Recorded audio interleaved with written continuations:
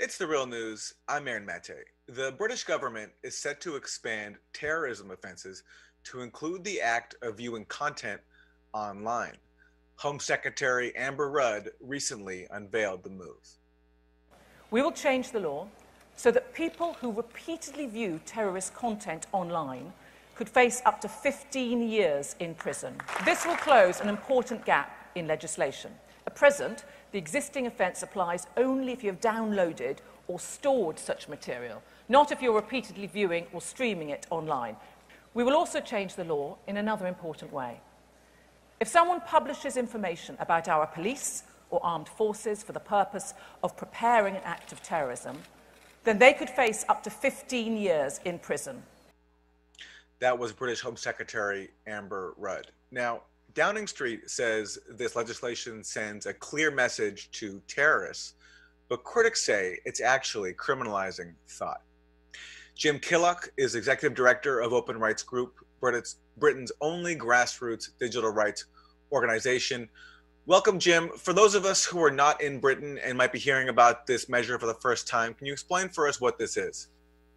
Well, this is at the moment just a proposal. We don't know whether Amber Rudd will follow through, but it sounds like she's serious.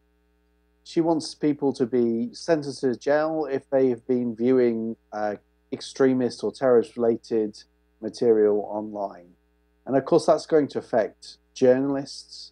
It could affect academics. All of those are already very cautious about what they research around extremism.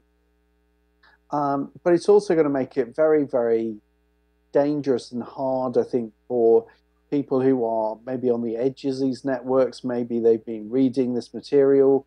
Maybe they want to get out. Maybe they think these people are dangerous and they actually don't want to support them and want to maybe tell the authorities about that. What are they going to do at that stage? They'd be admitting to a criminal offence, something that could land them in jail for 10 or 15 years just because they know about these people and have been reading about them online. And that's going to deter them from actually coming forward and seeking help or from reporting them. So I think even from Theresa May's point of view and Amber Rudd's point of view, this is dangerous. It's not going to help de-radicalization, and it's not going to help stop extremists and terrorists. How do they define what constitutes criminal content? Who knows? I mean, I think although they're having difficulties even now deciding what is and isn't extremist, what is criminal, and of course it's very easy to say that something that's supporting those sorts of views is criminal, and suddenly lots of things which actually perfectly legitimate become criminalized. I mean, will extremists include environmental groups?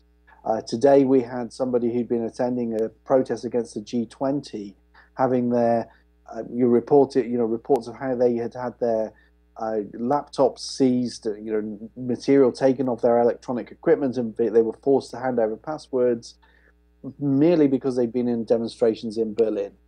And apparently that might have been to do with the fact that there were anarchists on that demonstration, a black bloc.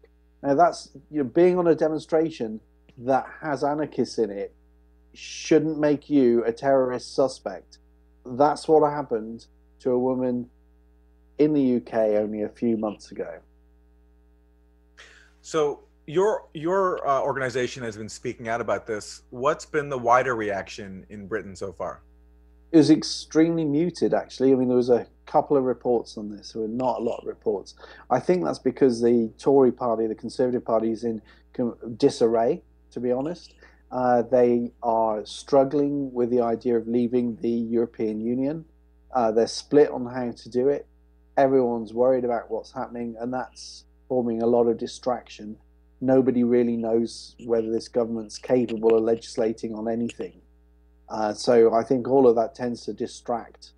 But I think, we should be looking at this very, very seriously. We should be very concerned at our government having put everybody under surveillance and legitimized all the things that we heard from Edward Snowden, now wants to do the same for free speech. What it's done to privacy, it wants to do for free speech, which is to say, yeah, of course you can have free speech, so long as you're saying things that we're not worried about.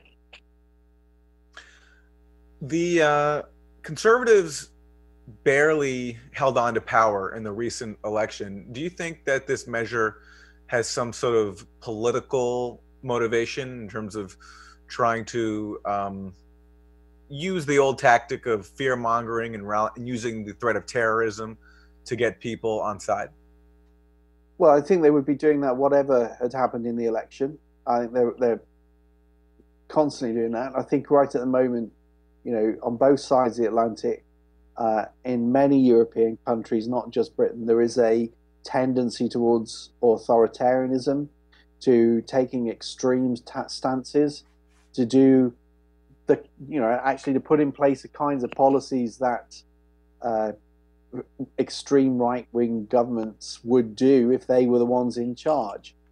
Instead, we have democratic parties doing the sorts of things that we would only expect the most extreme right-wing governments to be doing. And that's, I think, because they're trying to capture the same public mood, that people are worried, people want things to blame, they're looking for scapegoats. And of course, terrorism extremists are a great scapegoat. Nobody's going to sympathize with them. So, why not do that?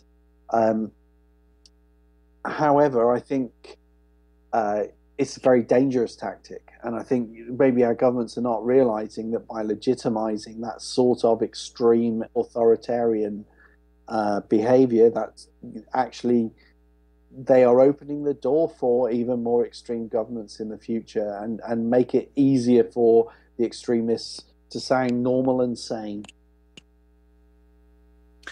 We'll leave it there. Jim Killock is the executive director of Open Rights Group, Britain's only grassroots digital rights organization. Jim, thank you. Thank you.